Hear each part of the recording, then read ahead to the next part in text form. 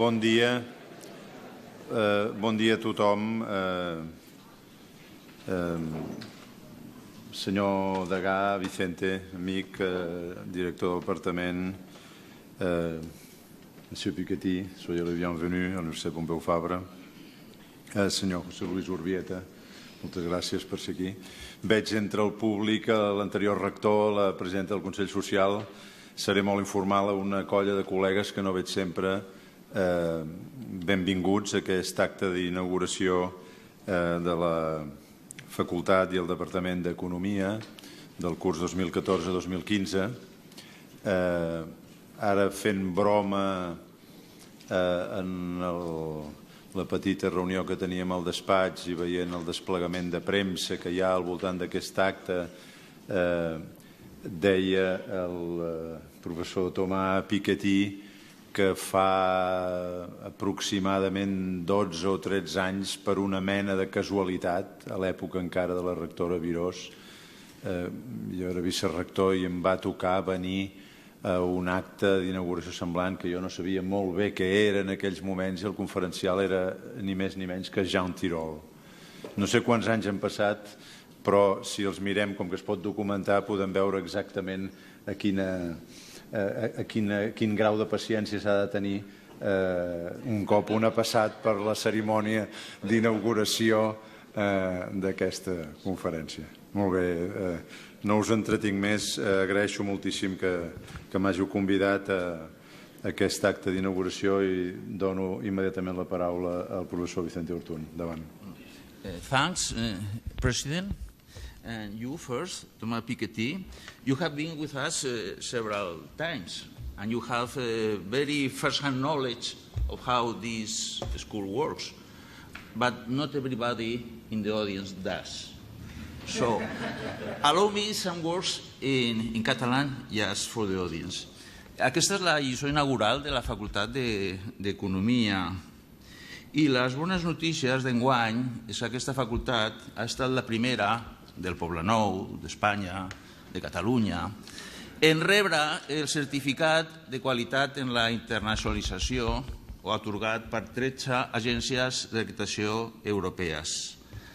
Aquesta qualitat es deu a una sèrie de factors que m'agrada ressaltar aquí. En primer lloc, l'absència d'endogàmia, economia i empresa, des de la incepció de la universitat a la tardor del 89, on parlàveu de la plaça Sant Jaume, que ha permès tenir professors de més de 20 països del món i impartir 2/3 de la docència en anglès. En segon lloc, la qualitat dels estudiants. Dono la benvinguda als 670 que han entrat aquest any als nostres 5 graus, el que fa un total de gairebé 2.700 estudiants a la facultat. També suposo que s'han reconegut la qualitat aquesta per la densitat dels nostres intercanvis. Tenim places per tots els estudiants que vulguin marxar a intercanvi a qualsevol continent, 350 places. I no és l'important la gent que marxa, l'important és la gent que ve, perquè permet fer internacionalització sense bellugar-se de casa. L'any passat van tenir 817 pràctiques amb empreses remunerades, tecnològiques, gran consum, consultores, financeres, més que el tamany de l'acord. I suposo que també ajuda la nostra posició als rànquings. Ajuda al prestigi, a temes molt pràctics, no, que si primers a Espanya, que si novens a Europa, posició 40 al món. I aquesta és una bona notícia. Aquesta conferència, aquesta que fem avui, només és possible pel patrocini de Laboratoris Dr. Esteve, representat aquí pel senyor José Luis Urbieta, que és el que està a la seva dreta. Aquest patrocini l'han mantingut en temps difícils. Ells també han tingut expedients de regulació d'ocupació i han mantingut aquest patrocini, el qual és molt d'agrair. Ja portem 25 lliçons d'economia. La primera la va donar Arrow, Kenneth Arrow, a l'any 90. Per aquestes 25 conferències han passat 8 premis Nobel, algun ja el tenien, altres saben, i comptant el d'abans d'ahir, Tirol, són 9. I jo crec que aviat seran 10. I gràcies per finalitzar a tècnics, a gestors de tota la universitat i professors particularment associats per aconseguir que els estudiants no hagin notat una retallada de pressupost que ha passat del 30%. Now, Yannick Gau, acting head of the department, will introduce the speaker, and after the about 1 hour lecture, he will also chair the questions period. Gràcies, rector, gràcies, degà. Gràcies a tots per assistir a l'apertura de l'any acadèmic de la facultat. It's an honor to introduce the speaker today. Thomas Piketty is by now a household name globally, just like Leo Messi.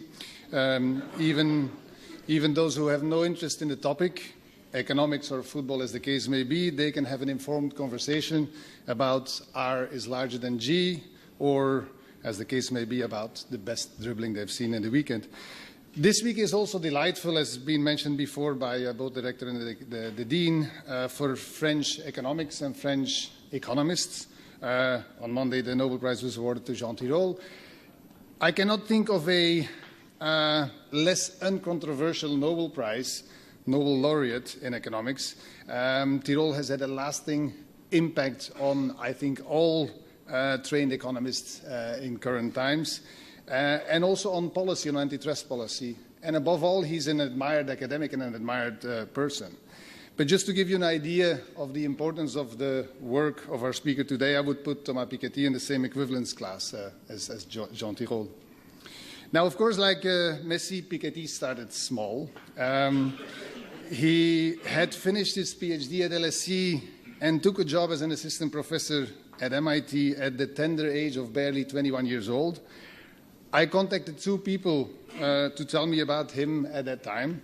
So first, his advisor at LSE, Kevin Roberts, like a grandfather, told me that what he remembered most was, and I quote, the aspects of his mind and his personality which have continued to display themselves over the last 20 years. And of course, there was the fact that he was so young. Related to his time at LSE, my preferred of his early papers is the wonderful analysis that he wrote on the persistence of inequality when households have limited access to credit to invest in education. I was told what happened is that he walked up to Patrick Bolton, who was teaching on the topic at LSE at that time, to suggest better ways in which to analyze the problem. And Bolton told him, well, if it's so easy, why don't you just write it up? And a couple of weeks later, Thomas came back with a paper, and to this day we all know that Guillaume Bolton, a well-cited paper, but Piketty, an even more cited paper, are published back-to-back in the Review of Economic Studies. The second person I contacted was Lone Smith, his former colleague at MIT. And he told me that Thomas arrived there at the time of the French Renaissance at MIT with Blanchard, Benabou, and indeed Jean Tirole. And he said we were two math nerds, often argued about what math was about. To me, he said, as a former math contest lover, it was about problem solving. And for him, the 22-year-old prodigy from France, it was all about the structures of Bourbaki. We also shared opposite politics, but fortunately, we avoided that mostly. So now, 20 years later, Piketty has influenced the thinking of, I think, the entire economics profession and beyond the economic profession. And his ideas continue to raise many questions long after you have read his book. Personally, for example, I cannot stop thinking about the fact that the lines between human capital and physical capital are increasingly blurred. You know, lucky dropouts like Zuckerberg or Steve Jobs or Bill Gates, they can become billionaires with no initial capital, except maybe for some middle-class upbringing. And with some luck and leverage, some of our classmates have become hedge fund billionaires whose earnings dwarf even those of Leo Messi. So, without much further ado, talking about capital in the 21st century, here is Thomas Piketty.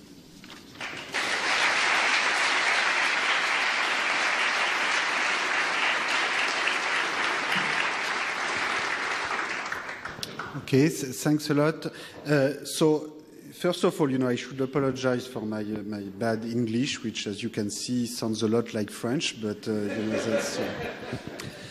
I've never been very good with foreign language. So it's really an honor to be here to give this lecture at Pompeu Fabra. Yeah, I've been many times to Pompeu Fabra in the past 20 years. And of course, you know, the university is part of a small network of very top elite institutions in economics in Europe, you know, together with the Excellence Center in Toulouse that was founded by Tirole and Lafon, which should have shared the Nobel Prize with Tirole had he not disappeared 10 years ago.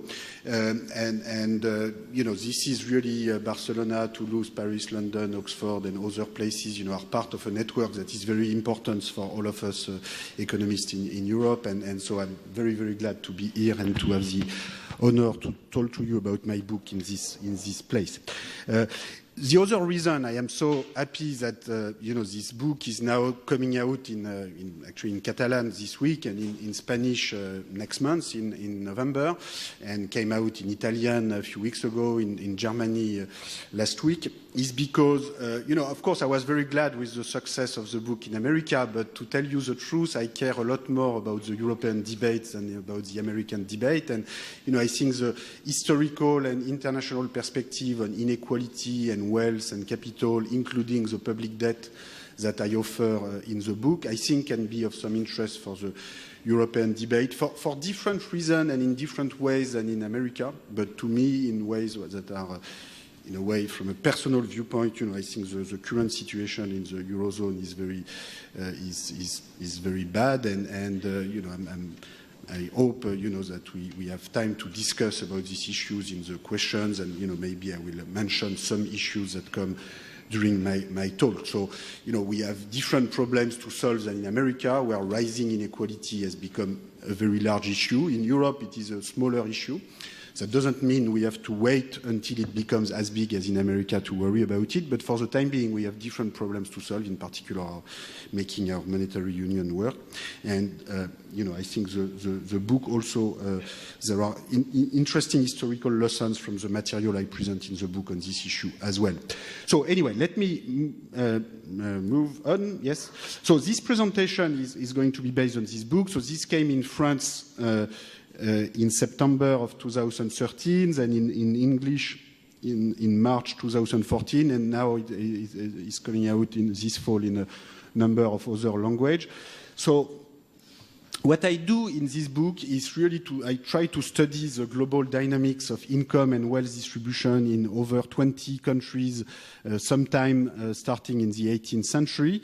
And I should stress that this really comes from a collective international research project. So I am the only author of the book. I am the only one responsible for the mistakes that are in the books, but I am certainly not the only one responsible for the historical data that has been collected over the past 15 years. So I started working on the history of income and wealth distribution in France about 15 years ago, and then I was very fortunate to find so many great co-authors.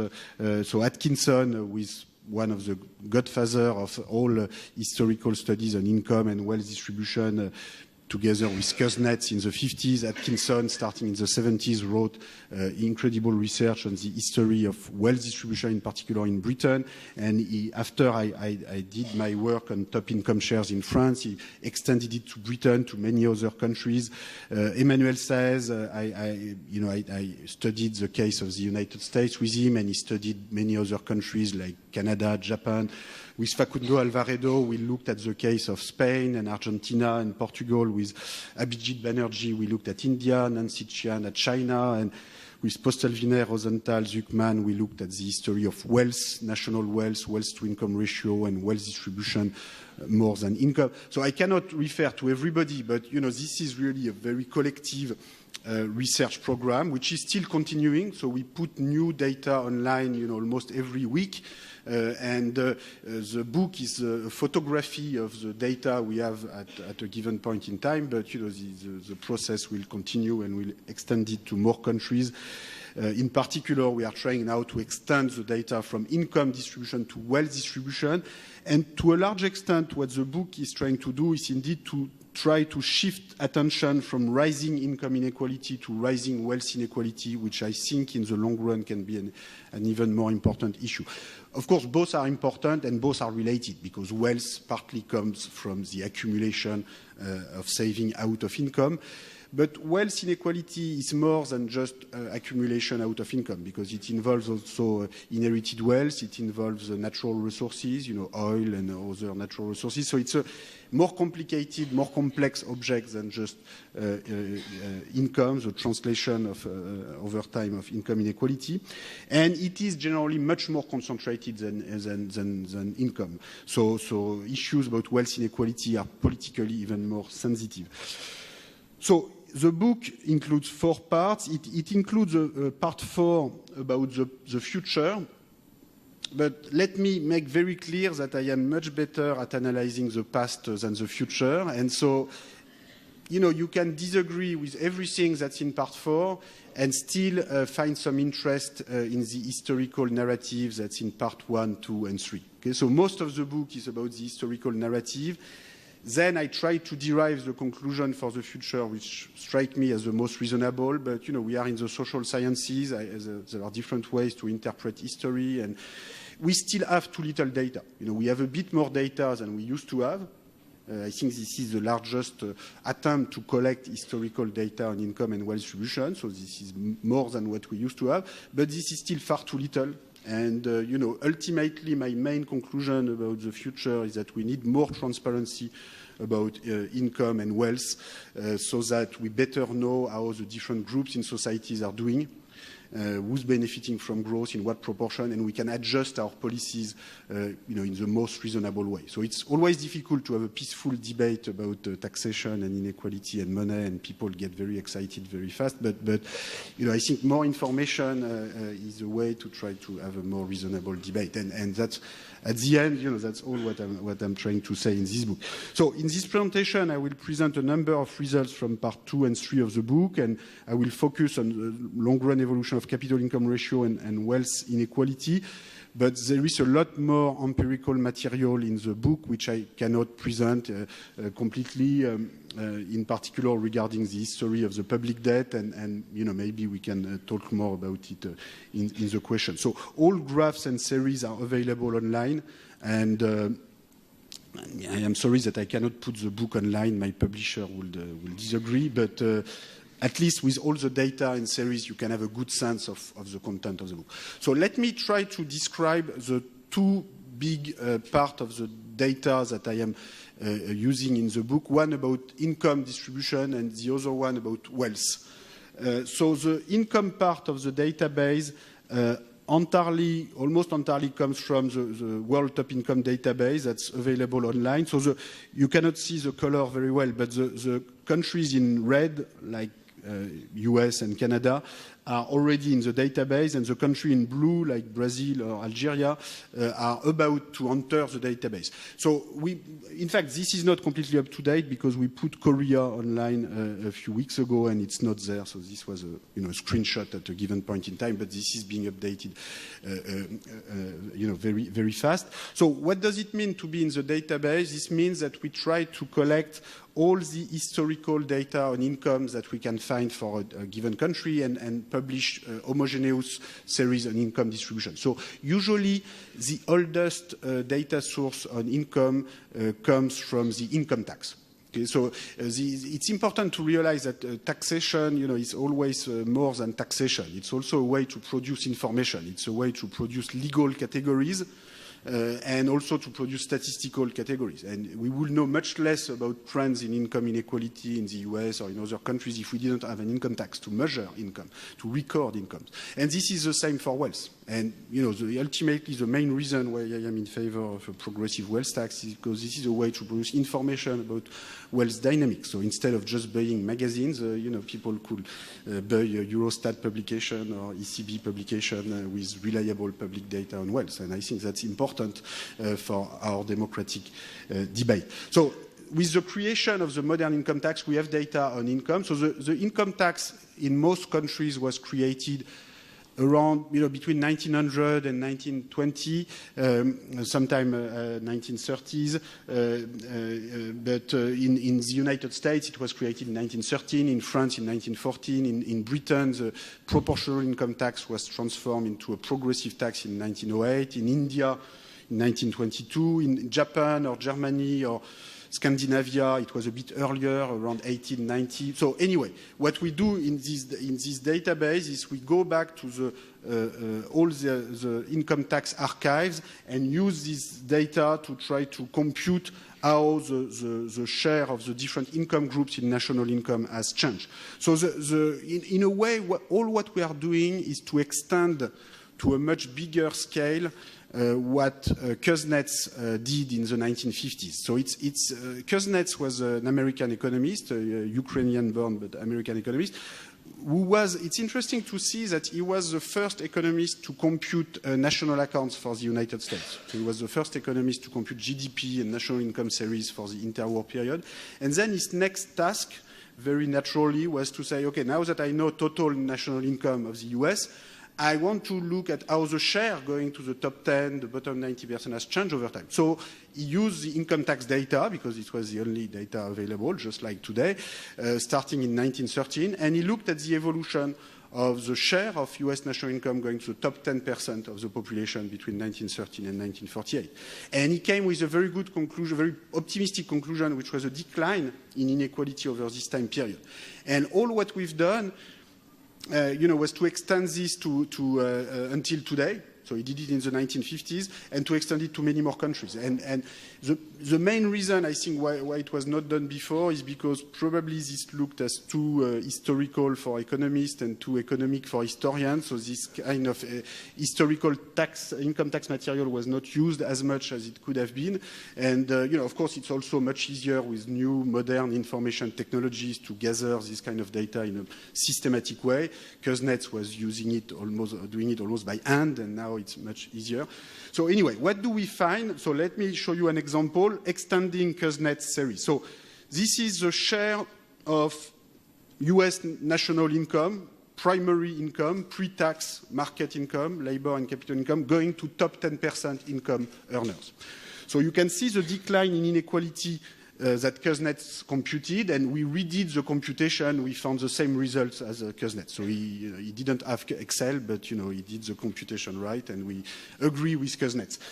Now the difference, of course, is that we have another half century of data, and we have this huge increase in inequality starting around 1980. And you can see that in 2007, we are a little bit above 1928, which was the previous high point. And of course, the fact that the two high points are just before the financial crisis, attracted a lot of attention in the US debate in particular. Now, that doesn't imply a causal relationship. It could just be that the factors that lead to a financial crisis, booming stock market bubbles, also contribute to very large capital gains and bonuses for top income earners, but that doesn't necessarily mean that rising inequality has a causal impact on the crisis.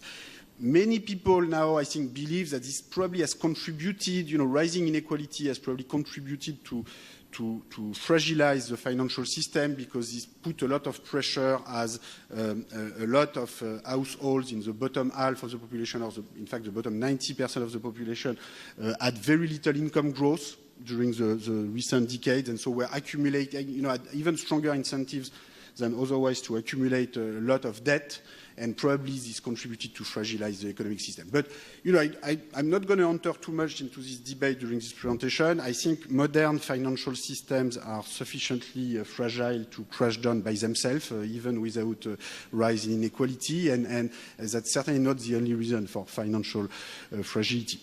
Anyway, the important thing is that on this graph, I stopped in 2010, but we now have put the data online for 2011, 2012, and we will soon have the data for 2013. And what we find is that in 2012, we are between 51 and 52% for the top 10%. So it has kept increasing, and it is now above the highest point on the graph. And so apparently the upward trend is continuing. So, of course, you have this big cyclical fluctuation that are related to stock market fluctuation, but the financial crisis per se doesn't seem to stop the trend. So how do we explain this overall picture? So in the 1950s, if you read what Kuznets was writing, Kuznets was aware of the fact that the decline in inequality was largely due to accidental factors, the Great Depression, World War II, the big wage compression policy that were put in place in the US during World War II, very sharply progressive taxation of profits and top incomes, probably contributed a lot to this reduction of inequality. Now, in the Cold War period, in the 50s, 60s, I think people wanted to believe in optimistic stories. So there was at some point this strong belief that there were more universal mechanisms that could lead to this decline in inequality. But to be honest, I don't think Kuznets really believed in that. But anyway, during a long time period in the 50s, 60s, 70s, people thought that this was the end of the story, that you had a reduction of inequality and then a stabilization of inequality at a relatively low level historically. So this is, it's stable around 30-35%, the share going to the top 10% in the 50s, 60s, 70s, about 1/3. Now, what this means is that everybody is benefiting from growth at that time in a balanced manner. So if you have a 3% growth rate in this period, which people in my country call les 30 glorieuses, the 30 glorious years. So at that time, if you have a 3% growth rate, if you have a stable share going to the top 10, this means that everybody is getting the 3% growth rate. This means that the average income of the top 10 is rising at 3%, the average income of the bottom 90 is rising at 3%. So this is the ideal balanced growth path.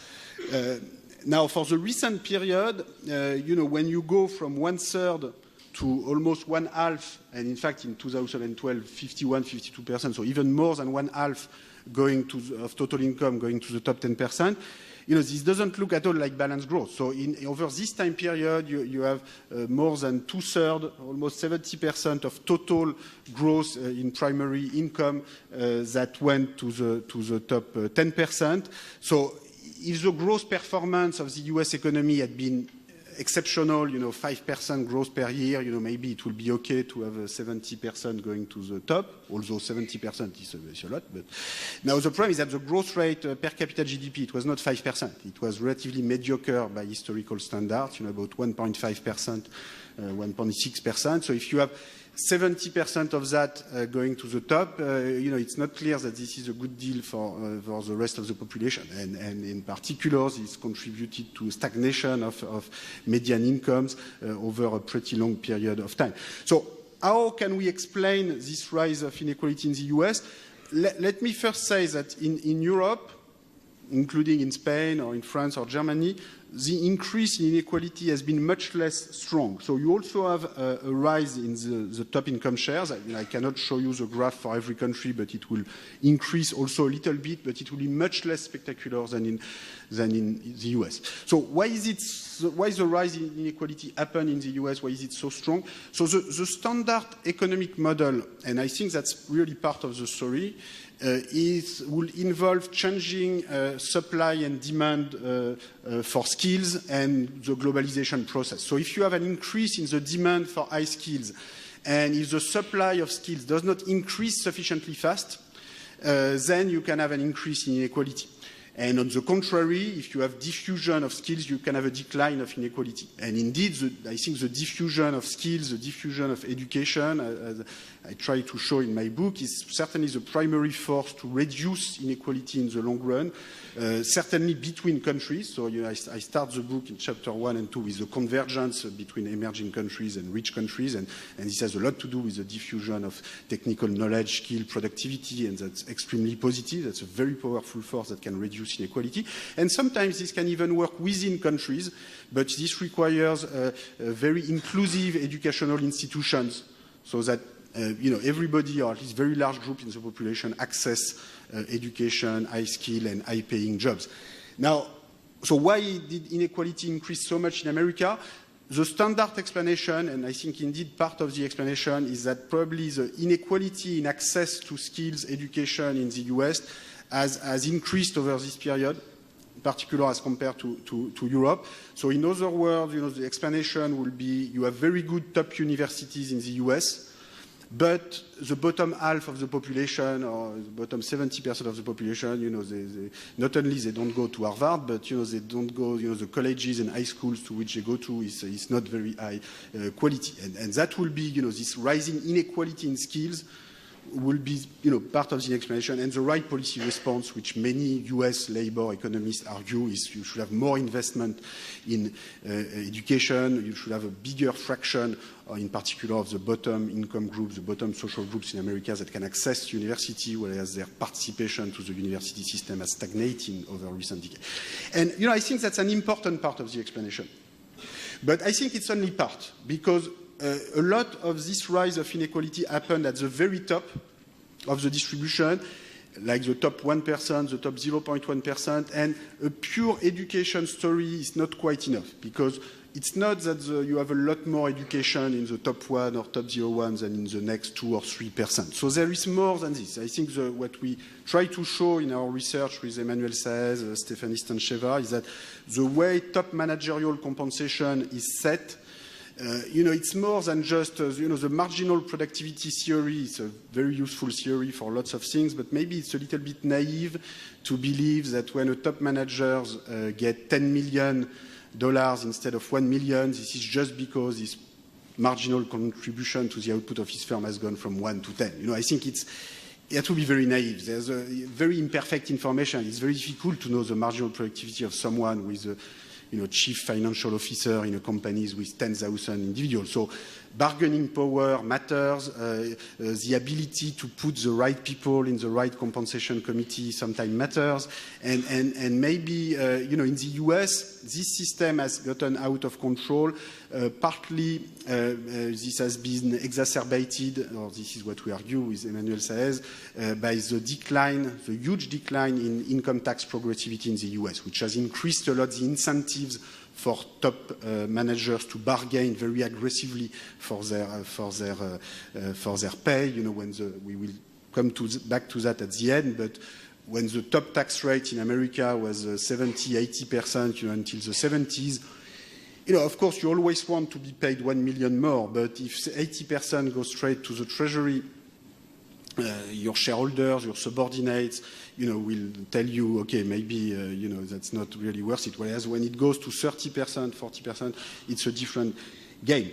And, there's very little evidence in the data that paying managers 10 million instead of 1 is particularly related to performance in terms of job creation, performance. We try to compare the different companies, and we see more elasticity of compensation with respect to lucky profits, sector-wide changes in profits than with company-specific variation. Anyway, I'd be happy to respond to questions about this. This is not going to be the main topic of this lecture, because as I said, I'm trying to shift the attention to another issue, which is rising wealth inequality, rising wealth accumulation, which I think is maybe more important in the long run. The two are important, but I think it's probably even more important and certainly more relevant for Europe, because this big rise in very top managerial compensation so far has been more a US phenomenon than a European phenomenon. So let me show you another curve for Europe, which looks a little bit like this one, but which in fact is about a very different economic process. So this is this curve. Okay, so here you have the evolution of the capital income ratio in Europe. So you can see that it looks a little bit like this one. It looks like a big U shape with a big decline during World War I, the Great Depression, World War II, and then an increase in the recent decades. But in fact, it has very little to do, and almost nothing to do with the previous one. And the first one was about the share of total income going to the top 10%, so this is really about inequality. This one is not really about inequality. This is about the ratio of total capital to income, and more specifically, this is the ratio of private capital or private wealth to national income. So what is private wealth or private capital? This is defined in the book as the total value of assets that can be sold on the markets. This includes real estate assets, business assets, financial assets, minus all debt. So the capital is always a net wealth concept. And so you can see that at the beginning of the 20th century in Germany, France, UK, and I will show you Spain a bit later for the recent decades. No, in fact, I will not show Spain on the graph I have, but I will tell you about Spain in the recent decades. But for the recent period, for the recent decades, you have the same rise in Spain as in other European countries. So this is also relevant for Spain. I don't have Spanish estimates for the early 20th century, so I cannot say. But for every European country that we have, we find at the beginning of the 20th century, end of the 19th century, a very high ratio of wealth to income. So 600, 700%. This means that the total wealth owned by private individuals is worth between 6 and 7 years of national income. So national income is almost like GDP. Just need to take away capital depreciation and add net foreign factor income when you have some, but it's typically 90% of GDP. So this will be the same graph if you were to divide by GDP, but national income is a better concept for the income that people really have in a country. 600, 700% means that the total value of wealth is quite large as compared to income. This is what I call in the book the classic patrimonial society of the 19th century and pre-World War I European countries, where wealth is relatively important as compared to income. Then you have a big decline during World War I, the Great Depression, World War II. Part of it is destruction, but part of it is also the financing of the war. So a big part of the private investment and private saving during this period was actually not invested. It was just used to pay for the public deficit to finance the war, and then the public debt was inflated away after the war. So at the end of the day, private wealth in 1950 is very low. And also asset prices are historically extremely low, real estate prices in particular. That's partly due to policy, rent control. So it's a complicated process. You know, the policies matter, destruction matter, public debt matters. Then starting around 1950, in fact, you have a recovery process which you can interpret as reconstruction. Now, why does it take so much time? Well, the first lesson is that capital accumulation takes time. Okay? So if you save 10% per year as a country, and if you want to accumulate 5 years of income in capital, this takes 50 years. And in fact, even more because your denominator is growing at the same time. But this just gives you a sense that this process needs to be studied from an historical perspective. If you just look at the past 10 years or 20 years, you cannot see what's happening. You cannot understand. And, sometimes in economics textbook, we try to pretend that the capital income or capital output ratio is constant. Well, as you can see, this doesn't look like a constant. So be careful with textbook. Sometimes in economics, when we don't know much about something, we just assume it's a constant. So, of course, if you have only one data point, everything is a constant. But, in fact, it's not a constant. And in fact, there's no reason why it should be. There's no economic theory, no economic model of growth why it should be a constant. If you take the standard growth model with capital labor substitution, any ratio between capital and income can be an equilibrium, can be a constant. And so there's really no reason why we should expect this to be a constant. So, as I was saying, this graph is not about inequality per se. In particular, there's nothing bad in having a high capital to income ratio. It's good to have capital. It's good to have equipment. And, this increase could come together with a perfectly egalitarian society where everybody has an equal share in the capital stock. Everybody has an apartment of the same size, and everybody has a share in gigantic pension funds that own the firms of the countries. That will be a possible evolution. So there's certainly nothing bad in the rise of capital to income ratio. We live at a time in Europe where we care a lot about our public debt. Well, it's good to know that we also have a lot of capital and of assets. And I will come back to this comparison between private and public wealth evolution in a minute. So the problem is that in practice, the inequality in capital property is very large. Property of assets is very concentrated, much more than the inequality of labor income. And this is why this can become an issue. And this is why for a given, for a given inequality of capital property, for an even inequality of labor income, because the inequality in capital ownership is higher, if you increase the capital to income ratio, which under certain conditions can also come with an increase in the capital share, the share of national income going to capital, other things equal, this can lead to an increase in total inequality. But this doesn't have to be this way. It all depends on the policies, the institutions, whether you have access to wealth or not. Okay, so in the rest of this presentation, I'm going to try to make the following 3 points. The first point I have already started. This is about what I call the return of a patrimonial or wealth-based society in Europe and also Japan. So wealth income ratios seem to be returning to very high levels in these countries. That's particularly true in countries with low growth and particularly with low population growth.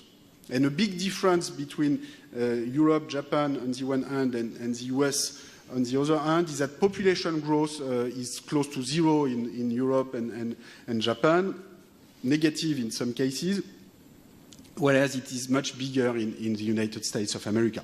And the basic intuition is that in a slow growth society, wealth accumulated in the past can naturally become very important. It's not going to go to infinity. If you take the extreme case, but it can go very high. So if you take the extreme case where you have no growth at all, if you keep accumulating 10% of saving every year, you can see that your pile of capital will go to the sky, will go to infinity. So, of course, you will stop at some point, because at some point, if we all have 10 floors of buildings for each of us, the rental value of these buildings will go to zero, so nobody will save anymore. So S, of course, will decline, and this will adjust. But for a given, for a lower growth rate, this can naturally, at least this is what we see in low growth societies versus higher growth societies, is that the ratio between how much capital you accumulate and the growth rate of the economy leads to higher wealth to income ratio. So if you take the case of US versus Europe and Japan,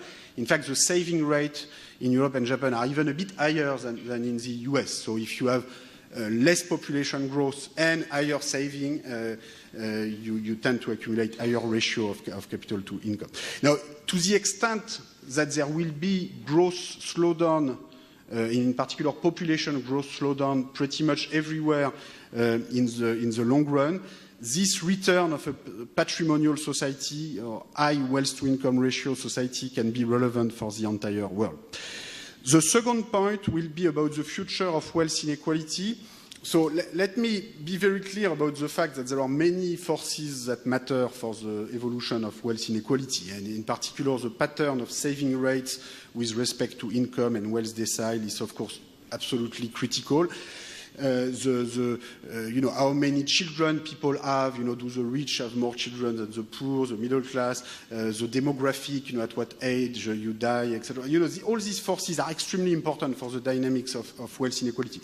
Now, taking as given all these other factors, what I will argue is that the gap between the rate of return and in particular the net of tax rate of return to large wealth portfolio and the growth rate of the economy is an important determinant of long-run inequality of wealth. And to the extent that there will be a decline in growth, in particular population growth in the future, and an increase in the rate of return partly because of increased international competition to attract capital, attract investment, then wealth inequality might keep increasing in the future and might, return or even be higher than the levels that we have in the 19th century. I'm not saying this will happen, but this is a possibility. There's no reason to believe that natural market forces will be enough to prevent this from happening. Now, there are several possible futures. In particular, it depends on the institutions, the policies we adopt in order to democratize and spread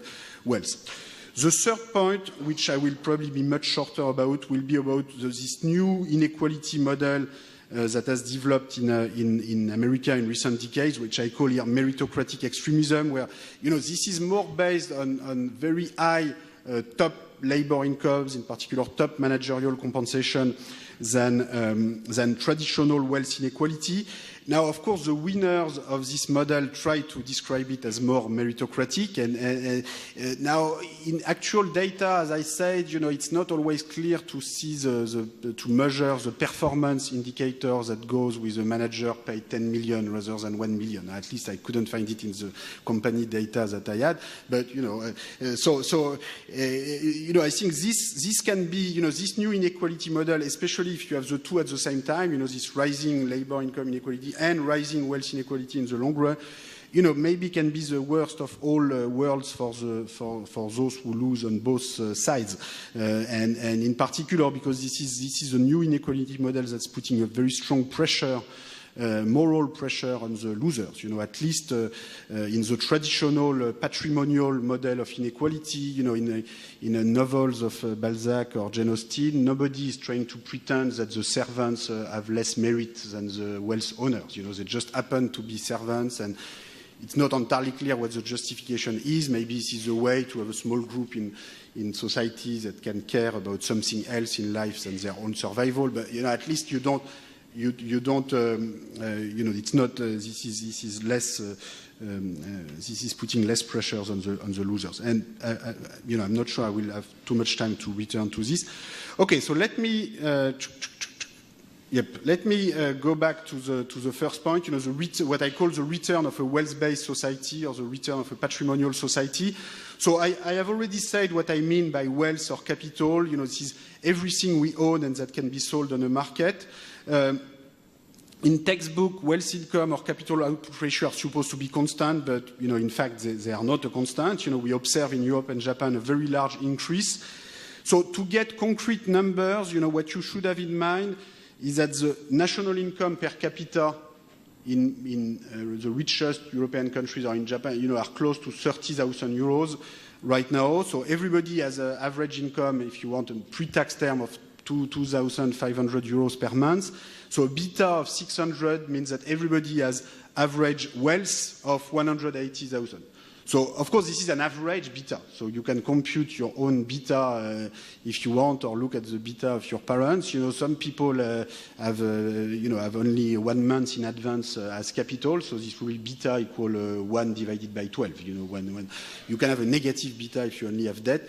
And some people have a lot more than 180,000. But before we look at the inequality, it's useful to know what the total quantity of wealth is as compared to income. So a beta of 600, means that wealth as a whole matters more in societies than when beta is 200. And this has consequences for the, how you organize your fiscal system, your financial regulation. When you make a mistake, a valuation mistake on your capital, the price of your real estate, for instance, in Spain or in France or in London, and with a beta of 600 or 700, this can be a much bigger mistake than when beta is 200. So there are all sorts of issues, not only taxation, but financial regulation, for which the variation in beta are important. So this is what we have in the recent period. Well, recent, 1970 to 2010. So I'm sorry that I didn't include Spain on this graph. This is because the Bank of Spain balance sheet did not start in 1970 and started around 1985 or 1987, at least when the last time I used them. But I can tell you that for the period starting in 1985, you have also a very big rise in Spain. In fact, Spain is in a way an extreme case of this evolution, because in 2007, the beta ratio in Spain, according to the Bank of Spain balance sheet, was around 800%. So it was even bigger than Japan in 1990. So this is, the Japanese bubble is very small as compared to the Spanish one. Now, at least you get the highest beta. And then this has been declining a lot since 2007. So in 2007, you should imagine Spain at 800% and then declining. You can see also Italy is very high. So, having a high beta is, can be good. It can also be bad, if it's overpriced capital assets. And, this is a complicated balance. Anyway, what do we have on this evolution? You can see that there is a general rise, every country. So these are the top 8 developed economies in the world. So this is more than half of world GDP. So this is important. And this is, every country is between 200 and 350 in 1970. Every country is between 400 and 700 in 2010. So clearly this is rising. What is the explanation for the rise? So I already mentioned, the growth slowdown. If you keep saving, or if your saving rate does not decline as much as your growth rate, in particular your population growth rate, mechanically you tend to accumulate a higher ratio of wealth to income.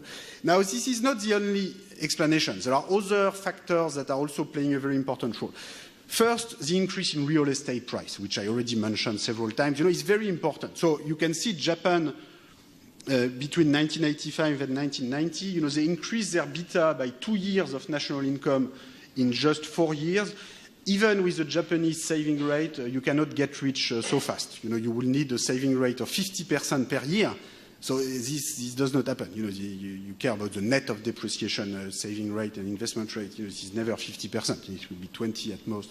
So this is, of course, a big increase in the price of assets, the market value of real estate and of the stock market that explains this big rise. And then you can see that in the early 1990s, this is going down very fast. But what's interesting is that, in the long run, you have different timing of the real estate bubble, but the evolution, at the end, look, the evolution in Japan and Italy, are relatively close in the long run between 1970 and 2010. So it's more than just a short run or medium run bubble. There could be a long-run increase in real estate price. You can find different explanations for this, change in the speed of technical progress for construction, transportation, as compared to other technology, biotech, or information. Once you have a model of economic growth that have several sectors, multi-good model, if you have different speed of technical progress, you can find reason why the price of certain goods and certain assets changes differently in the very long run than other prices. So, everything is possible. Anyway, this increase in real estate price could also be part of a general recovery, which is that real estate prices were very small, relatively low historically in the 50s and 60s, and so there's also this recovery process going on. I think all of these factors play a role. There's another factor that I would now like to mention, which is quite important in this rise of private wealth, which is the decline in public wealth. And that's very important for us in Europe today. So part of this was also, if you want, to transfer from public to private wealth. So let me show you the evolution of public wealth together with private wealth. So you can see that at the same time you have an increase in private wealth, you have a decline in public wealth. So what is public wealth? So again, this is computed using the official balance sheet published in computed in the different countries. We did not invent this data, we just rearranged it, but this is the official balance sheets that are computed by the central banks and statistical institute in each country. And public wealth or public capital is defined in the same way as private wealth or private capital. This is the difference between the assets and the debt. So this is the difference between all the publicly owned assets. This can be buildings, schools, this university building, because Pompeu Fabra is public, from what I understand. So this is part of the assets of Spain or Catalonia, or I don't know. Well, this is public anyway. Then you have to put your financial assets. So, if you have a sovereign fund, so European countries don't have too much of a sovereign fund. But in some countries, if you have financial assets, so, the French government still has an equity in Air France. I don't know if this is such a good investment, but anyway, this will be part of the public assets of the French government, because that's part of what they own, minus the public debt, and this will be the public capital. So as you can see, public capital can be negative. So you can see Italy at the end of the period is negative. This just means that they have more public debt than public assets. And I must say, I don't know for Spain right now the exact situation.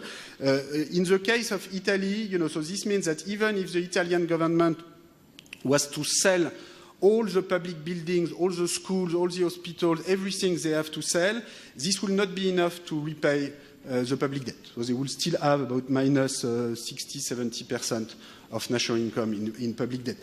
Now, in the US, in France, in Germany, in Britain, the balance is close to zero.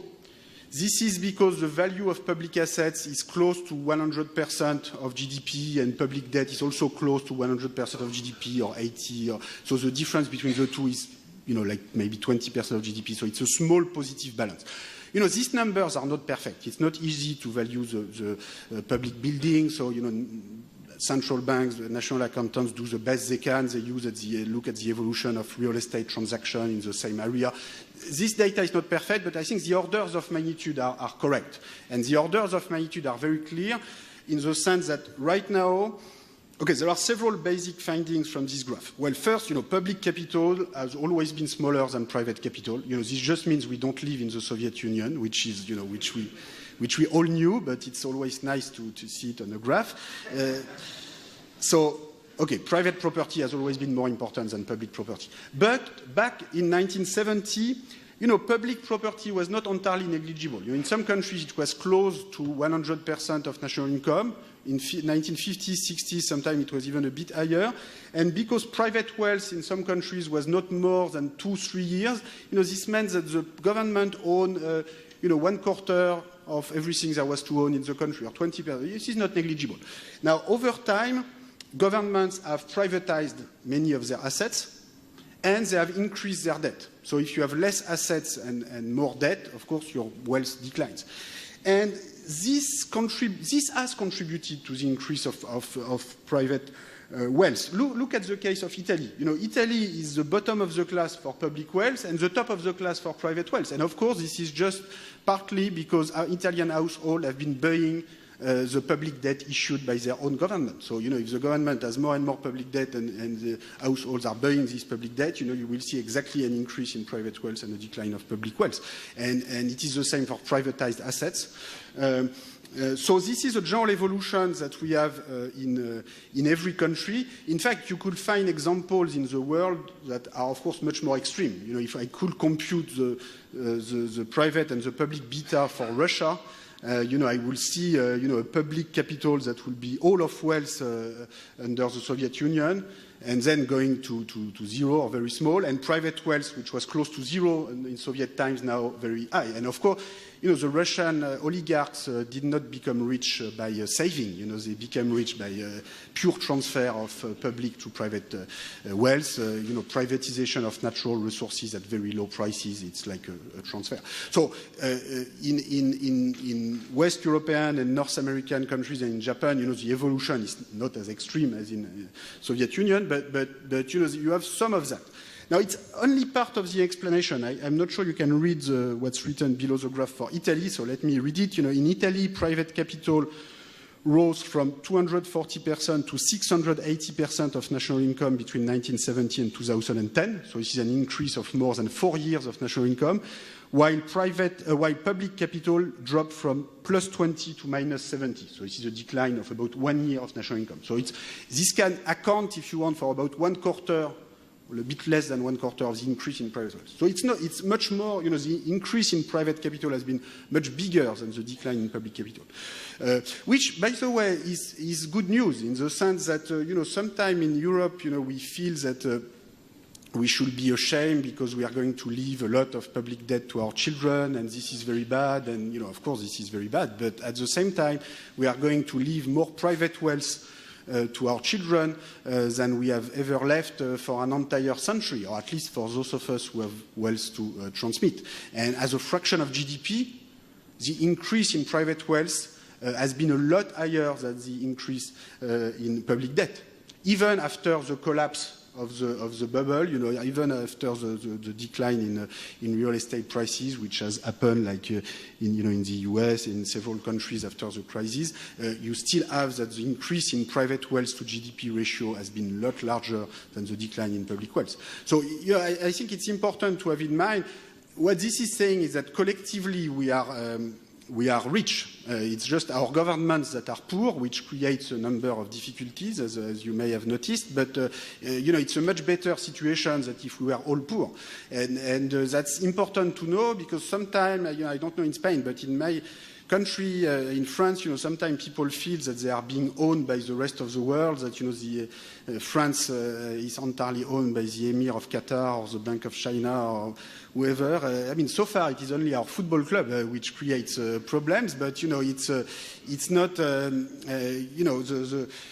collectively, French households or Spanish households or Italian households have accumulated a lot of private wealth, and in particular, the financial assets that collectively we own in the rest of the world are bigger than what the rest of the world own in Europe. So our public debt is entirely internal, or more precisely, the little part that is owned outside Europe is less than the financial assets that we own in the rest of the world. So that's very important to know, because sometimes in the public debate, it's as if we were indebted with respect to the Mars planet, but we are just indebted to ourselves. Okay? And that creates more opportunities to solve the problem than if we just had to pay back to the Mars planet forever our mistake of the past. So this is a matter of institution and policies, to summarize. Okay, so now let me move to the issue of rising inequality. Let me mention, before I go to inequality, so this was not about inequality. Well, this is inequality between public and private wealth, but I didn't talk about the inequality in the distribution of private wealth. This is just the aggregate evolution of wealth, and in itself, this is not bad to have a higher beta. Before I move to inequality, let me just mention that together with the rise of the beta, the wealth-to-income ratio, we have also increased, so let me move on, we have also observed an increase in what I call in the book the alpha, which is the capital share, the share of national income going to capital. So this includes rental income, corporate profits, net of depreciation, interest, dividend.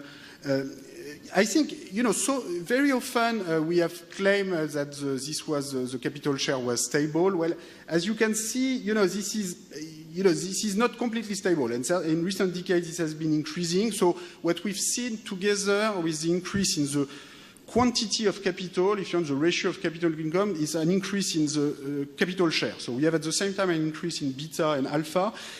Now, in the standard model with perfect competition, one good, the standard way to reconcile these two findings will be to have a bit more capital labor substitution than Cobb-Douglas. Because if you have, you may have heard or you will soon hear about the Cobb-Douglas production function, and the beautiful property of this production function is that when you increase the quantity of capital, the return to capital, of course, is going to fall, but what's miraculous is that it will fall exactly in the same proportion as the increase in the quantity. So the product of the two will remain stable and the capital share will remain stable. And it is the same for the wage share. You want to increase the share going to labor, you increase the wage, well, the firms will decrease employment exactly in the same proportion as you're increasing the wage, so the labor share will remain the same. So it's a little bit of a miracle, but, economists like miracle, and after all, if it works, it's interesting to know. As you can see, we don't have exactly this miracle. So one way to account for this would be to say you have a bit more capital labor substitution. What is capital labor substitution? Let me give you a very extreme example, which I don't think is representative of what has happened, but let me give it to you that could be relevant for the future. Maybe you've heard at the end of last year, Amazon announced that they wanted to replace their delivery workers by drones, which many people thought initially was a joke, but apparently this was not a joke. And other people thought that they are already treating their workers like drones, so after all, they could. So this will be, in the language of economics, that will be an infinite elasticity of substitution, or very, very high, where you can replace workers by equipment, drones, very easily. So if we come back to economic model, you don't need the elasticity of substitution to be infinite to explain this. It would just need to be 1.5, 1.3 instead of 1, and you can explain this. Now, is this the right explanation for what we've had here? I don't think so. I think what has been much more important is first a departure from perfect competition. So you have, in the real world, you have imperfect competition. You've had an increase in the bargaining power of capital vis-à-vis workers over this period, decline of unions, globalization. That's very important. Also, a lot of this increase in beta and alpha has to do with the real estate sector, the energy sector. So the real capital-intensive sector so far have been sort of traditional capital-intensive sector like real estate and energy. And there's a lot more capital in real estate and energy sectors than in robots. And so, maybe one day robots will be important, and there's certainly nothing in economic theory or economic models that prevent this kind of Amazon evolution from happening. But so far, I'm not sure this is really the right way to think about the problem.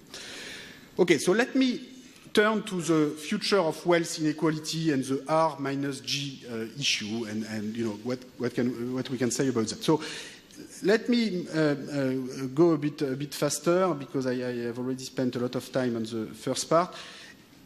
If we look at the evolution of wealth inequality in the long run, the main evolution is what I call the rise of a patrimonial middle class. So in my book, the middle class in wealth is defined as the middle 40% between the bottom half and the top 10%. I mean, this is just a way to represent the distribution, which is easy to remember. And the biggest evolution in the long run is the rise of the middle class, in the sense that 1 century ago, in every European country for which we have data, in particular Britain, France, there was no middle class, in the sense that almost all of the wealth, typically 90%, will go to the top 10. So the middle 40, they will just have maybe 5% of total wealth, just about like the bottom 50. So the middle 40 were just as poor as the bottom 50. You will go directly from people who don't own anything from people to own everything, or very fast in the distribution. It's always continuous, of course, but the slope will be very, very steep. Whereas today, the share going to the top 10% is still very large, given their share in population, which is only 10%, but it's, say, about 60% of total wealth in Europe, 70% in the US, which means that you have about 20 to 30% of total wealth for the middle class, which is a big change, because it means that you have a very large group in the population who own 100,000 euros, 200, 300, 400, who are not very rich, but who are far from being poor. And this is a major change for the, the political system, the economic system. And, the general belief is that a wealth middle class, at least up to a point, is good for democracy, is good for the economy. And, maybe you don't want full equality of wealth, which will require 50% of wealth for the bottom 50 and 40 for the next 40. But, we are very far from there. You have 5% for the bottom 50, 20 to 30 for the middle 40. So, the general belief is that having a well-functioning middle class is not bad for growth, and it's not bad for, certainly not bad for democracy. The question is, will the middle class expand in the future? Will it shrink? This is a very complicated issue, and I don't know the answer about this issue. What I know is that the recent trends are not really in the right direction, in the sense that in the recent decade, in the US, there's been a decline in the share going to the middle class from, if you take the recent study by Saez and Zuckman, what they find is that the share going to the middle 40 was close to 30% 30 years ago, 28%, and now it's closer to 20%. So it's 22, 23. So it's, the data is not perfect, but from the best data we have, this is going down. How far will it go? Nobody knows, but as I will show you in a minute with data from the very top of the wealth distribution, if the very top wealth holders, keep rising a lot faster than average wealth, this could go quite far in the future. How can we think about the long-run equilibrium and wealth inequality? So, as I said at the beginning, there are many different factors that are important. I'm not going to have time to show all of this.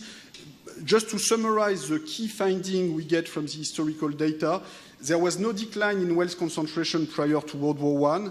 Then there was a big decline in the share going to the top, and correspondingly a big increase in the share going to the middle class between 1910 and 1970. And then starting in the 1970s, 1980s, you have either a beginning of a new rise in inequality in wealth concentration, or stabilization or slight rise in some European countries. So apart from these big shocks like world wars, what determines the long-run level of wealth concentration? So, of course, it depends on the pattern of saving. If the poor and the middle class save a lot more than they do, they will accumulate more wealth. So the pattern of saving is very important. Now, for a given pattern of saving, what I will argue is that the difference R minus G between the rate of return to wealth, the net of tax rate of return to wealth, and the growth rate is going to be an important determinant. So let me be very clear about this. If you have, in R bigger than G doesn't mean infinite inequality. In fact, R bigger than G was very obvious in every traditional society, up until the Industrial Revolution.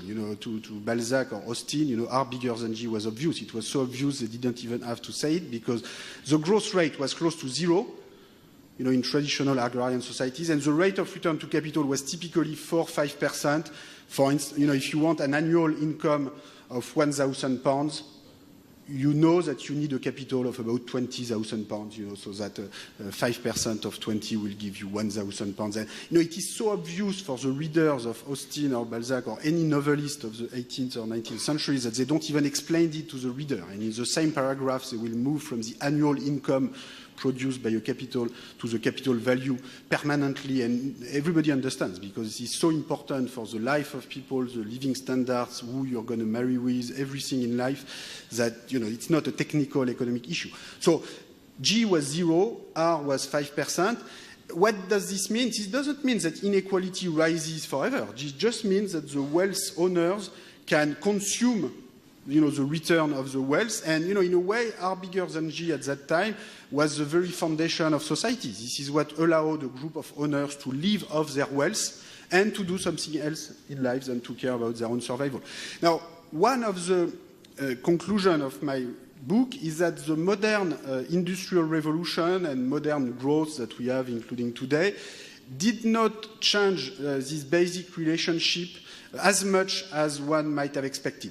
So, of course, the modern industrial growth in the 19th century raised the growth rate. So the growth rate went from 0 to maybe 1.5% if you look long-run productivity growth. But the rate of return to capital also increased somewhat because of new form of industrial investment. So maybe it went from 4.5 to 5.6 or 7% in the long run for the stock market. In any case, the gap between the two was not affected that much. And I think, if you try to explain why wealth inequality is, in a country like France, is as large in 1913 than what it was in 1789, I think this is really an important part of the story. So you have a complete transformation in the nature of wealth. Land does not matter anymore in 1913.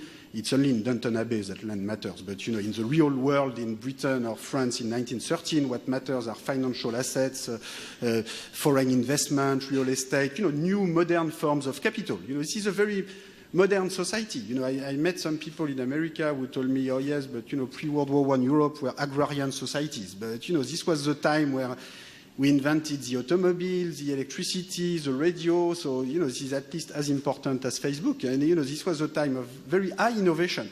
But the inequality of wealth was as large as in Ancien Régime, in the case of France. It's very striking. In 1913, you have 1% of the population has 70% of the wealth in Paris, and 70% of the population dies with zero wealth, just like Père Goriot 1 century before. So you have the nature of wealth has been completely transformed by the economic process, but the concentration of wealth is just as extreme. And it is only after the shocks of World War I, World War II, and the new policies, welfare capitalism, progressive taxation of inheritance and income, that the inequality started to decline. So, I don't know what would have been the natural evolution without the war. Some people believe that the wars themselves were partly due to the huge social tension and inequality of pre-World War I European societies. I'm not going to enter into that.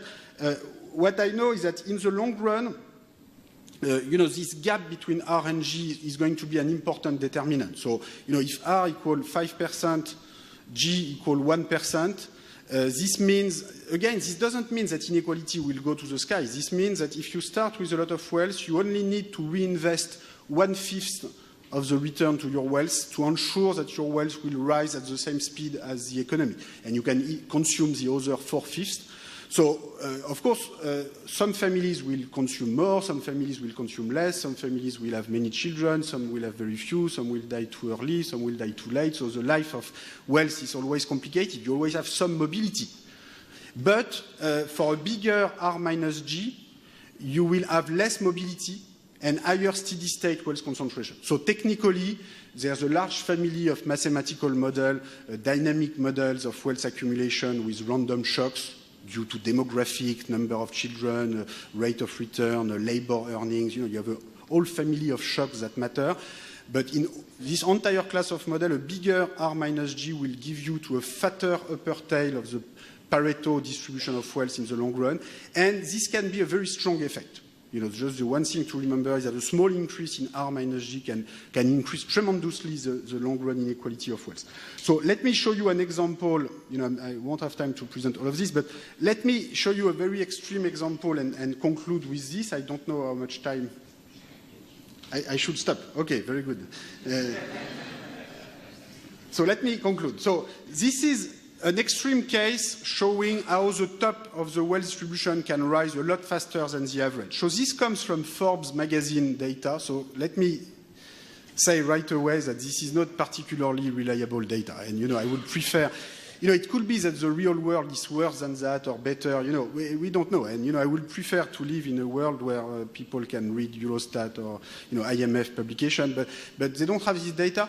Partly because during many years, IMF and a number of governments actually opposed automatic transmission of bank information and the kind of global registry of financial assets that we would need in order to have publicly reliable information on who owns what. So, it's easy now to say, we need more transparency. But, for many decades, this government and international organizations were not in favor of that.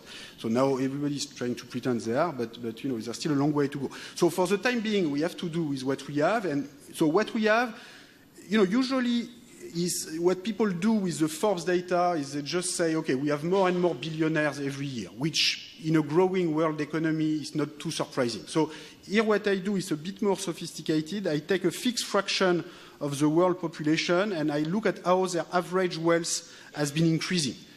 And what you can see is that the average wealth at the top, has been increasing at 6 to 7% per year, whereas average wealth in the world has been rising at 2% per year.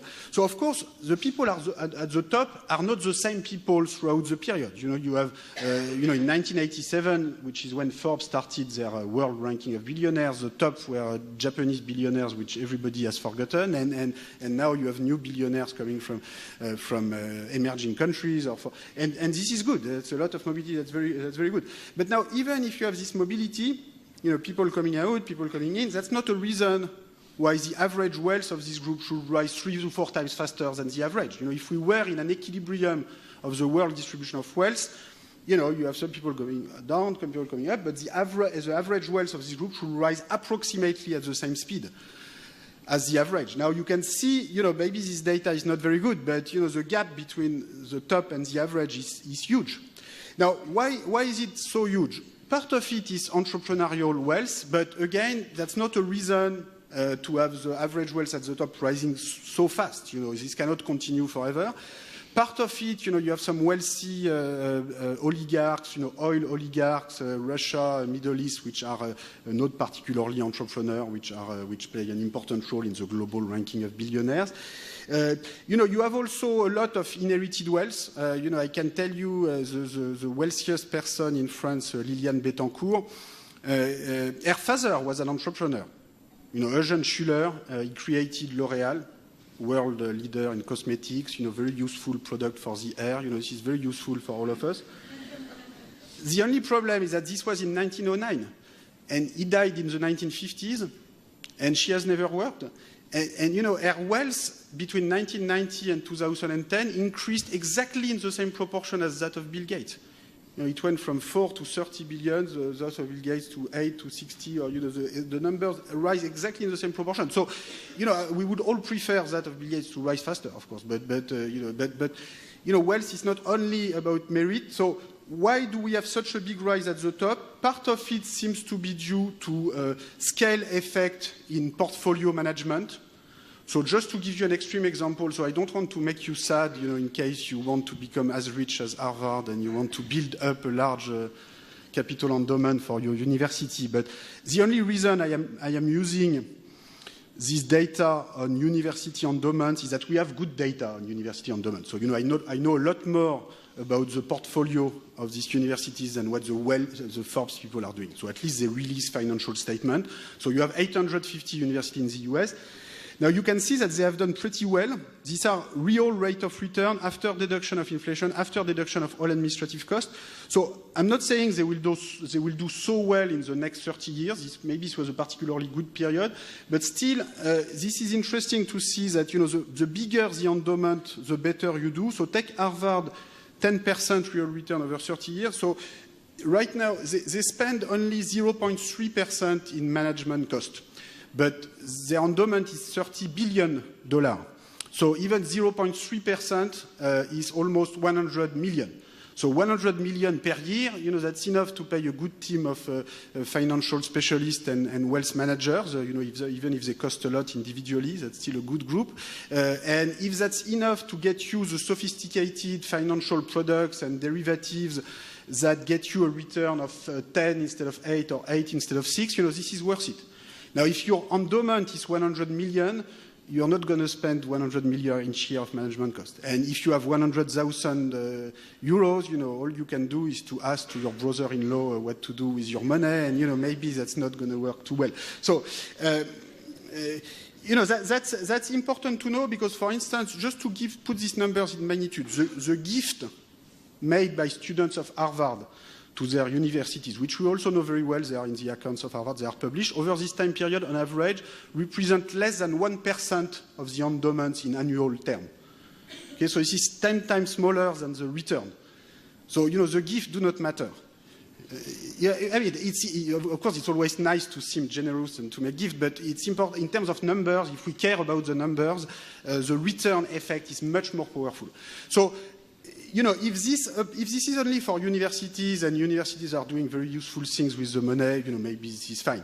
If this is happening at the scale of the entire distribution of wealth, this can be a problem. So I think it's much more difficult in the Forbes ranking to see the kind of diversified inherited portfolio than the entrepreneurial wealth, simply because the large diversified inherited portfolios don't want to be seen. So, the way this magazine people collect the data, is very biased toward entrepreneurs for obvious reasons, because it's much easier to spot them. So, if we add, better publicly reliable data on wealth, maybe it will be even bigger rise of inequalities than what we have here. Maybe it will be lower. Frankly, I think nobody knows exactly. It will be surprising if this will be reduced to the level of the world wealth growth, which, by the way, takes into account China and all emerging countries, because this is growth at the world level. So, you have a very fast growth in the world GDP, thanks to China, India, 3.3% per year over this period. This is about what we have in 2014. But half of it, in fact, more than half of it is taken by population growth. So the per capita growth is only 1.4 over this period, and this is a lot smaller than what the top is doing. So I'm going to stop there just to conclude that one solution will be progressive wealth tax. Will it happen? I don't know. The entire history of taxation is full of surprise, as you can see. So, this is the evolution of top income tax rate for 4 countries over the past century. So, 1 century ago, most people would have said that the income tax would never happen, and, then it happened. So, and in particular, the US and the UK, for a very long time, had top tax rates that were extremely large. 82% on average in the US between 1930 and 1980, and apparently this did not destroy American capitalism, probably because this was applied only to very high incomes, say above $1 million, where it's not clear that it is so useful to have much higher pay. The only time you can see in Germany where you have a 90% tax rate is between 1946 and 1948, which is when the tax rate in Germany were set by the Americans, no, this was the Allied Control Council, the Allied, which is the Americans in practice, that were setting the tax policy in Germany. And it is the same in Japan. The only time where you have 90% is 46, 48. Now, this was not to punish the Germans or the Japanese, because the Americans were doing the same at home. So this was, in their view, this was part of the civilization package, if you want, of the time. You know, you bring the democratic institutions, and together you bring the fiscal institutions that prevent democracy from becoming a plutocracy and from reaching extreme level of inequality. So, you know, I understand after the Reagan years and the big decline in top right, you know, this seems like ancient history, but, you know, I think this is not so old, and this is part of our common history.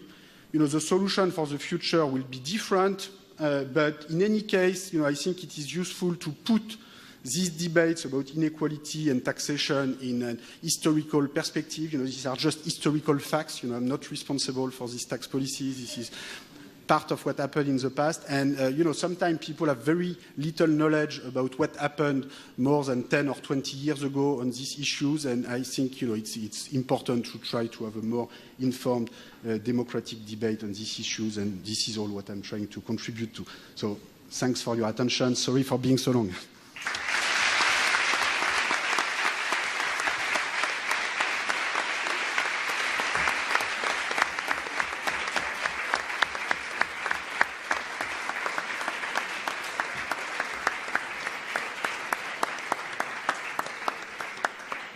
We have time for a few questions, maybe 2 or 3. Jose, there's a mic. Over here in the front.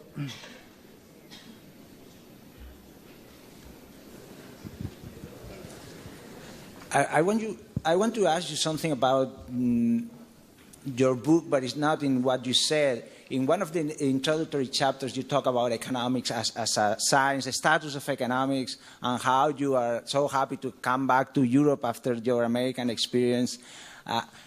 Could you elaborate a little bit more on those thoughts, and also on how if you think that the way we are teaching economics is the right way, what would you change? Because you know that this is something that is in the air. Now there are lots of different proposals to change the curricula of this discipline, and I would like to hear what you have to say about that. Okay, so you know, I was very happy to come back to Europe, but I was also very happy in America. You know, so I'm not. It's not. You know, I had a great time at MIT. You know, this was, and I keep going there, you know, 4 or 5 times a year for the past 20 years. Lots of friends, lots of colleagues. Emmanuel Saez, with whom I have done a big part of this work, is still based in Berkeley. So, you know, I'm sorry if I sound very negative in the book. It's not, I had a very good time. What I meant is that, you know, I thought the economics department sometime in the US are a little bit too self-centered. And I think there's one thing I wanted to, you know, one of my motivation for returning to France is that, you know, the economics profession is not very prestigious in France. So at least one good thing is that you have to pay a little bit more attention to others, and in particular historians. You know, there's a school in economic and social history, École des Annales, which has done a lot of work on the history of wages and income. And to me, this was important to try to be in a dialogue with historians, sociologists, political scientists. You can do that in the US as well, but I think in the US there's a temptation in economics department to be a bit more self-centered than we should. So what should we change?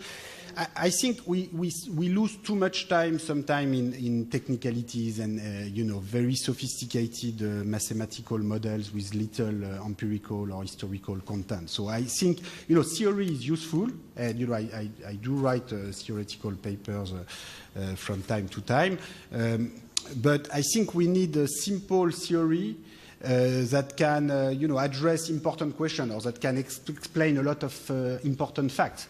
The problem is that too often in economics we do the opposite, which are a very sophisticated theory with very little fact to explain, and sometimes no fact at all. And we can keep accumulating theorems for a very long time. And this is a little bit what I did at the beginning of my career. And then I thought, well, okay, I don't think I want to do that forever. So, but I think we need theory. I'm not saying, I'm trying to show in the book. It's a broad audience book, so I don't go into all the details. But on capital taxation and wealth taxation, we wrote we have a paper with Emmanuel Saez that was published in Econometrica last year, where we try to develop optimal tax formula for inheritance taxation, capital taxation, which are very theoretical, but try to develop this sort of new sufficient statistics approach to optimal taxation, where we can relate the theoretical formula with empirical calibration in a way that's sort of credible or realistic. We have to do both. I think we should spend more time teaching economic history and, the institutions, national accounts. I think there's a tradition of studying national accounts which has been lost, and this is sad because I think to make progress, national accounts need more than national accountants and statisticians. They also need scholars and economists. And, for instance, we have stock accounts with balance sheet for many countries, which we didn't have 10 years ago. And one way to make, this is still imperfect, national accounts are very imperfect, but if we want to make them better, we have to use them and to enter. And we don't teach this anymore. And more history, more... I don't have the magic bullet to do that, and I'm trying in this book to articulate an approach to economics that is more historical, more political, more pragmatic also. When we need theory, when we need econometrics, let's use it, but we should not start from the method. We should start from the issues, which maybe too often we try to differentiate ourselves from other disciplines by our methods, and I think sometimes it's a loss of time. Front. After that, any other questions in the back somewhere? Okay. Thanks. Oh, there one. 1 and 2. I was somewhat surprised by the value you gave for the public wealth or capital, I don't know how you call it, because if I imagine what public sector owns, and you start counting not only schools but also infrastructure, roads, and so on, I would not come up, at least on a rough number with the numbers you gave. So can you explain a little bit more about what is included in there? So national accountants try to put the value of roads and other infrastructure. Now the way they do it, is they take the flow of investment and then they try to apply some index for the price of that kind of assets when they are sold or when they are privatized. But some roads are not sold very often. So the index price and even for school buildings. So they do the best they can. They try to adjust the past investment flows with some price index for that kind of assets. But I'm not saying this.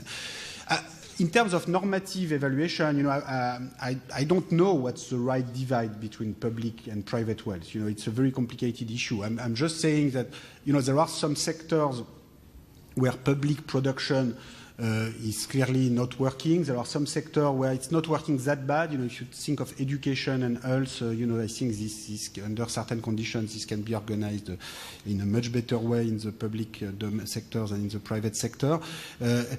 Now, if we are in a situation today in Europe where, in a way, I was making the joke with Italy, if they were to sell all their schools, that would not be enough to pay back their public debt. I don't suggest that we should do that. I think many people would be very shocked in a world where we would have to pay rent to the owners of the schools of our children when we send them to school. So I think we prefer to have this is owned by the government as long as education is a publicly provided, public good.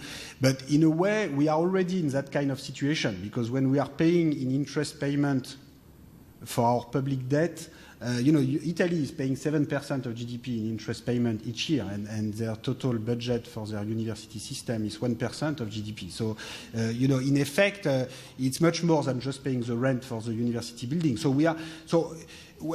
If you need public assets, if you have private debt that is as large as these public assets, it means that in effect it's as if you were paying rent to the owners of your public assets, say the owners of the school. And we should be careful about that. If we want our government, to be able to fulfill its mission in terms of providing a number of public goods, you cannot be poorer and just sell public assets and increase public debt forever. And the lessons from history is that with inflation close to zero and relatively slow growth, reducing a public debt of 100% or GDP, can take a very, very long time. And the historical experience that's, I think, the most relevant, which I tell in the book, is that of Britain in the 19th century, where they had a public debt of 200% of GDP after the Napoleonic Wars, and they tried to reduce it with zero inflation. It was the gold standard, so zero inflation until 1914, just by budget surplus, 2-3% of GDP each year. And it worked, but it took an entire century. And during an entire century, they put more tax money repaying their own rentiers than they were investing in their school system.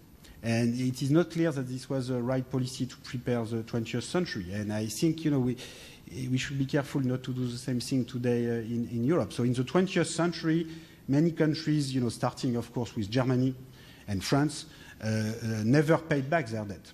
They got rid of they also had 200% of GDP in 1945, but in 1950, they had almost zero, 20% of GDP. So what happened? It's not that they paid it back. It was inflated away. Inflation was 50% per year during 4 consecutive years in France. And there was debt repudiation in the post-war agreement with Germany, which was a good choice because it was much easier to finance reconstruction, to invest in public infrastructure, to invest in education in 1950, 1960 with zero public debt. Otherwise, we would still be repaying it. There are other ways to do it. Progressive tax on private wealth is the civilized form of inflation. It's like inflation, except that this is protecting the poor and the middle class and asking more to those who have more wealth. Now, if you don't want this, you don't want inflation, and all you have is a budget surplus with inflation close to zero, this can take a very long time. So I think the lessons of history are important also for the public debt part of this process. Okay, so we had a last question there. Thank you for the talk. I have a micro foundation question about the maximization principle. Can you tell us a bit about how you see this at the individual level, maximizing utility for you, or at the level of the firm, maximizing value creation by the firm, or even at the level of government, where many governments, they seem to try to maximize growth. Do you have an opinion on these basic foundational issues? Well, for governments, this is certainly the most complicated because governments have different objectives, growth, unemployment, inequalities, the environment. Sometimes they don't even know what their objective is. Sometimes they are corrupt. Sometimes, it's a very complicated question. For private individuals, it's a bit simpler, although, sometimes people don't really know the utility function they are maximizing. So, in economics, we are able to explain every behavior by a well-chosen utility function. And of course, you can always explain any behavior by a well-chosen utility function. Sometimes people don't really know. I think it is still useful as an intellectual discipline to write down a model with utility maximizing agents. So if I take the case of capital taxation and inheritance taxation and the model of optimal taxation that I have in mind and that we have in mind in our paper on optimal capital taxation with Emmanuel Saez, people have a utility function where they care both about their consumption, their lifetime consumption, you have life cycle saving, and at the same time they care about the wealth that they will leave to their children, so they care about bequest. So you have this two-dimensional utility function. You also have two-dimensional inequality. you have inequality of labor income, you have inequality of wealth, inherited wealth, and they are not perfectly correlated, just like in the real world, because, you have some people have large inherited wealth and low labor income, some people have high of the two, some people have the low, you have some people everywhere on this two-dimensional map. And the big conclusion that we get is that, you want also a two-dimensional tax policy. So you want, at the same time, you have a balance between taxing the labor income flow and taxing inherited wealth. Maybe also you don't want to tax inherited wealth only at the time of inheritance. You want to tax it during the entire lifetime through an annual wealth tax, because you don't know at the time of inheritance what the future rate of return to your inheritance will be. So, say I received an apartment in Paris in 1972 worth 100,000 euros. Nobody knew that it would be worth 5 million today, so it would have been stupid just to have a big inheritance tax at that time. It's better to have a little bit of tax at the time of inheritance and wealth tax along the way. So I think, utility maximizing model can allow you to capture that kind of intuition and to get to theoretical formulas which then can be calibrating, putting a number. So, I think this kind of language of utility maximization and micro-funded model can be useful, as long as we are always aware of its limitation and the fact that, it's there are many assumptions. It's not exactly the real world. It's a useful tool to clarify some logical relationship between simple hypothesis, simple conclusion. But it's important. I view it as a language, and it's not the only possible language, but that's one of the useful language that we should use. Okay, I suggest that, given in the interest of time and the coming closing comments by the rector and the planned interest by the press to talk to our speaker to further spread the Piketty mania, we leave it here. I just want to, before the rector closes, thank the speaker for the wonderful talk. Thank you.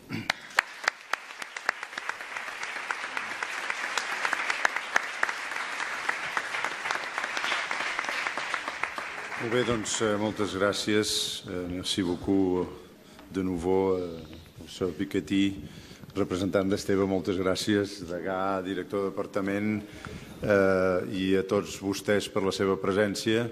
Moltes gràcies. Queda inaugurat el curs 2014-2015 a la Facultat de Ciències Econòmiques i Empresarials. Bon dia a tothom.